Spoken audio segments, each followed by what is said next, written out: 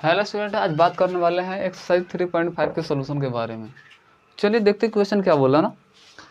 बोले क्या निम्न रैखिक समीकरणों के युग्म में से किसका एक अद्वितीय हल है, किसका कोई हल नहीं है, या किसके अपरिमित रूप से अनेक हल हैं।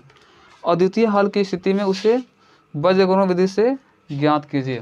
यानी जिसका एक हल होगा ना, अद्वितीय मतलब क्या होता है, एक हल। जिसका एक हल है उसे क्या करना है, आपको बीजगणित विधि से हल करना है। तो सबसे पहले इसको जांच करना है, किसका अद्वितीय हल है, किसका कोई हल नहीं है, किसका अपरिमित रूप से अनेक हल है। तो चलिए देखा जाए क्वेश्चन नंबर फर्स्ट का फर्स्ट क्या गिवन दिया है, क्वेश्चन दिया ना। देखिए ये क्या दिया, x माइनस 3y माइनस का 3 इक्वल टू कितना 0। समीकरण फर्स्ट हो गया ना। सेकेंड क्या दिया, 3x माइनस का 9y माइनस का 2 इक्वल टू कितना 0। समीकरण सेकेंड हो गया।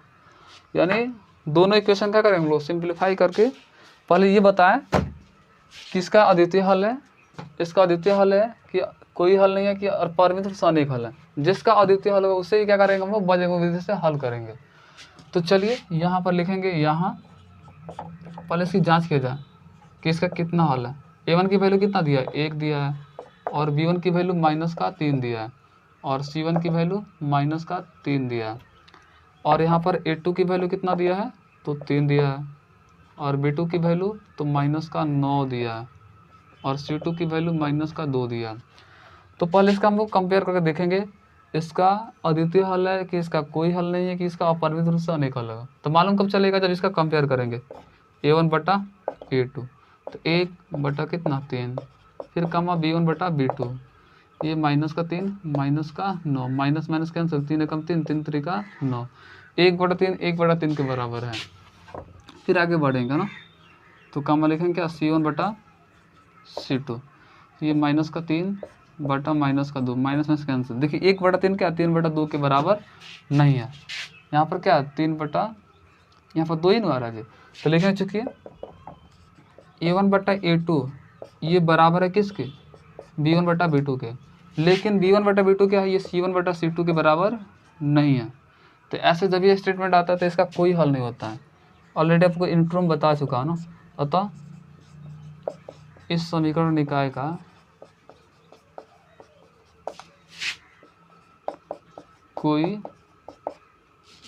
कोई हल नहीं है। और आपको बोला था जिसका अद्वितीय हल होगा उससे क्या करना, आपको बीजगणित विधि से हल करना। तो चलिए नेक्स्ट क्वेश्चन देखा जाए ना, इसका सेकंड देखा जाए। फर्स्ट का सेकंड क्या दिया, तो ये दिया आपको कितना, ये 2x प्लस वाई बराबर कितना दिया, प्लस का 5। तो ये 2x, अब देखिए जानते हैं प्लस का 5 दिया, तो जब भी अगर मान लीजिए इसका अद्वितीय हल होगा तो इसको इधर लाना पड़ेगा। तो प्लस 5 इधर ला लीजिए ना, तो प्लस का 5 इधर आएगा तो क्या देंगे, माइनस का 5 बराबर कितना 0। समीकरण फर्स्ट मान लेंगे। फिर क्या दिया है, 3x प्लस 2y बराबर कितना दिया, प्लस का 8 दिया है। तो प्लस का 8 इधर आएगा तो क्या देंगे, ये माइनस का 8 हो जाएंगे, तो इधर क्या बचेंगे 0। समीकरण ये सेकंड हो गया। अब दोनों क्या करना, हमको पहले जांच करना है, कि उसके बाद जांच करने के बाद बताना है इसका अद्वितीय हल है कि कोई हल नहीं, कि अपरिमित रूप से अनेक हल है। तो यहाँ लिखेंगे,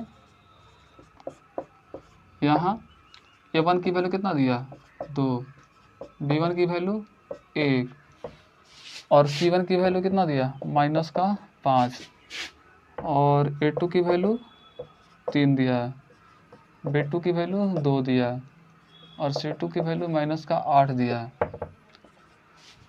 तो चलिए कंपेयर किया था ना, इसलिए a1 बटा a2 कितना दिया, यहाँ पर a1 की वैल्यू 2 दिया है और a2 की वैल्यू 3 दिया है।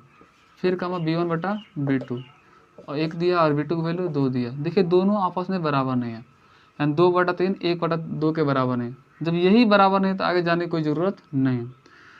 तो लिखे चुकी है a1 बटा a2 बराबर नहीं है किसके, b1 बटा b2 के। और हम बताए तो जब ये ऐसे स्टेटमेंट आते हैं इस समीकरण निकाय क्या होते हैं, अद्वितीय हल होते हैं। तो लिखेंगे होता समीकरण निकाय का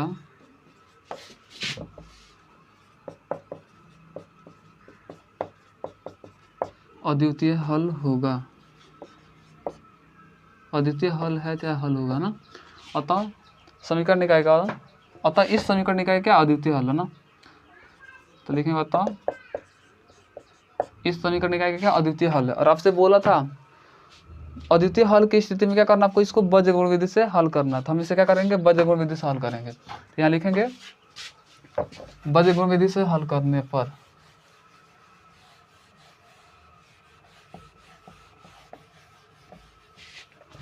तो यहाँ लिखेंगे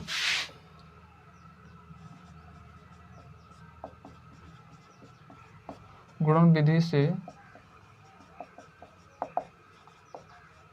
हल करने पर क्या होता है सूत्र, x बटा b c minus b c 12 21, y बटा सी ए माइनस सी ए 12 21, 1 बटा a b minus a b 12 21। और इसे क्या करेंगे हम लोग, बस पुट कर देंगे। हाँ, तो चलिए पुट कीजिए। x देखिए b1 की वैल्यू कितना दिया है, तो 1 दिया है। c2 की वैल्यू कितना दिया है, तो माइनस का 8 दिया है। फिर b2 की वैल्यू कितना दिया है, तो ये 2 दिया है। और c1 की वैल्यू कितना दिया है, तो माइनस का 5 दिया है। फिर y बटा c1 की वैल्यू माइनस का 5 दिया है। a2 की वैल्यू कितना दिया है, 3 दिया है। फिर माइनस है तो माइनस, c2 की वैल्यू ये माइनस का 8 दिया है। और a1 की वैल्यू 2 दिया है। फिर 1 बटा a1 की वैल्यू 2 दिया है। b2 की वैल्यू कितना दिया है, 2 दिया है। और a2 की वैल्यू 3 दिया है। और b1 की वैल्यू 1 दिया है। अब थोड़ा इसको सिंप्लीफाई किया जाए। x बटा माइनस 8 है कम, माइनस का 8, माइनस माइनस प्लस 2 बचे, ये 10 हो जाएंगे।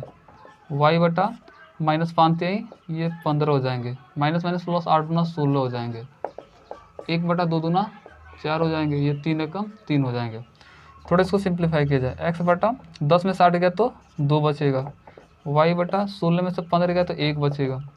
और 1 बटा 4 में से 3 गया तो 1 बचेगा। देखिए एक बार x बटा 2 बराबर 1 बटा 1 लेंगे, क्योंकि सभी आपस में बराबर है। तो एक बार इतना बराबर इतना लेंगे, फिर एक बार इतना बराबर इतना लेंगे। तो लिखेंगे यदि x बटा 2 बराबर कितना हो, 1 बटा 1 हो, इसलिए x बराबर कितना हो जाएगा, x एकम x 2 एकम 2, यानी x में x बराबर कितना 2 एकम 2 हो जाएगा। तो ये मेरा आंसर हो जाएगा। एवं यदि y बटा 1 बराबर कितना हो, 1 बटा 1 लें, यानी एक बार इतना बराबर इतना ले रहा है, तो y एकम y, तो इसलिए y इक्वल टू क्या हो जाएगा, 1 एकम 1। तो ये हमारा आंसर हो जाएगा। तो यही दोनों क्या होंगे, x का मान 2 और y का मान 1, यही दोनों मेरे क्या होंगे, परफेक्ट आंसर होंगे। तो please pause the video to note it down. चलिए क्वेश्चन नंबर फर्स्ट का थर्ड देखा जाए ना। इक्वेशन क्या गिवन है, ये दिया कितना 3x माइनस का 5y बराबर कितना दिया 20 दिया। जब इसे हल करेंगे क्या करेंगे, इसको इधर ला लेंगे। तो प्लस का 20 इधर आएगा तो माइनस का 20 इधर क्या हो जाएंगे 0। समीकरण फर्स्ट हो जाएगा। और सेकंड क्या दिया 6x माइनस का 10y बराबर कितना दिया 40 है ना। ये प्लस का 40 इधर आएगा तो क्या हो जाएगा माइनस का 40 हो जाएगा ना। तो इधर क्या हो जाएंगे 0। समीकरण ये सेकंड हो गया।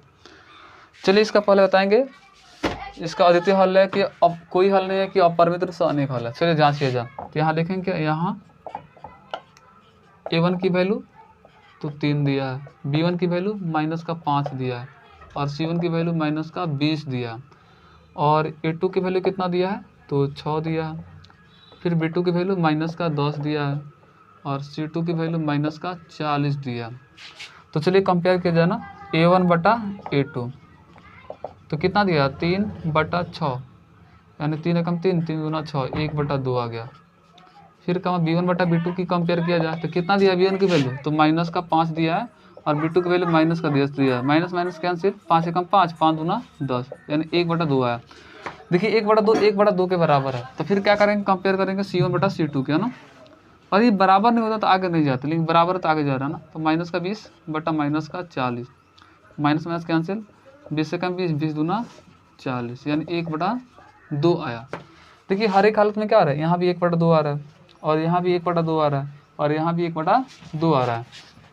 तो लिखेंगे चूँकि a1 बटा a2 बराबर है किसके, b1 बटा b2 के, और b1 बटा b2 किसका रहा c1 बटा c2 के। और बताएं जब भी ऐसे स्टेटमेंट आता है तो इस समीकरण निकाय का अपरिमित रूप से क्या होता है, अनेक हल होता है। तो लिखेंगे आता इस समीकरण निकाय का अपरिमित रूप से अनेक हल होगा। और आपसे क्वेश्चन क्या बोला है, जिसका अद्वितीय हल होगा उसे क्या करना, आपको बजगुण विधि सॉल्व करना है। इसका तो अपरिमित रूप से अनेक हल, इसलिए इसको हल नहीं करेगा ना। तो प्लीज पॉज वीडियो तो नोट इट डाउन। चलिए क्वेश्चन नंबर फर्स्ट का फोर्थ देखा जाए ना, क्या दिया, ये दिया x माइनस का कितना 3y और माइनस का 7 बराबर कितना दिया, समीकरण फर्स्ट हो गया ना। ये सेकंड क्या दिया 3x माइनस का 3y माइनस का 15 इक्वल टू कितना 0 दिया, समीकरण कितना सेकंड। लेकिन इससे पहले देखिए सब में 3 से भाग लग रहा है, तो सब में 3 से भाग दीजिए। 3 एकम 3, 3 एकम 3, 3 पचे कितना देंगे 15, इधर 0 में 3 से भाग 0 ही होगा, समीकरण इसको 2 मान लीजिए, है ना। चलिए अब इसको थोड़ा सिंप्लीफाई किया जाए। सबसे पहले पता लगाया जाए इसका अद्वितीय हल है कि इसका कोई हल नहीं है कि इसका अपरिमित रूप से अनेक हल है। तो पता कब लगेगा, जब इसका कंपेयर करेंगे। तो यहाँ a1 की वैल्यू आपका 1 दिया है और b1 की वैल्यू तो माइनस का 3 दिया है और c1 की वैल्यू माइनस का 7 दिया है और a2 की वैल्यू 1 दिया है, b2 की वैल्यू माइनस का 1 दिया है और c2 की वैल्यू माइनस का 5 दिया। इसलिए a1 बटा a2 कंपेयर कीजिए तो कितना हो जाएगा 1/1, फिर b1 बटा b2 तो माइनस का 3 माइनस का 1, माइनस माइनस कैंसिल, बचा कितना 3/1। और देखिए ध्यान से 1/1 3/1 के बराबर नहीं है ना। तो लिखें चूँकि a1 बटा a2 is not equal to क्या b1 बटा b2। और जब ऐसा स्टेटमेंट आता है तो इसका क्या होता है अद्वितीय हल होता है। तो लिखेंगे अतः इस समीकरण निकाय का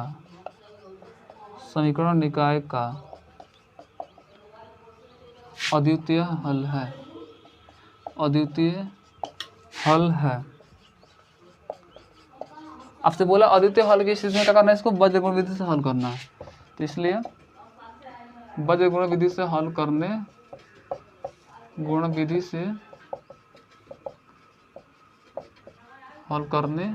पर तो क्या होता है फॉर्मूला x बटा BC माइनस BC 12 21, y बटा CA माइनस CA 12 21, फिर 1 बटा AB माइनस AB 12 21। चलिए इसकी वैल्यू पुट किया जाना कैसे, x b1 की देखिए वैल्यू कितना दिया है, तो b1 की वैल्यू माइनस का 3 दिया है।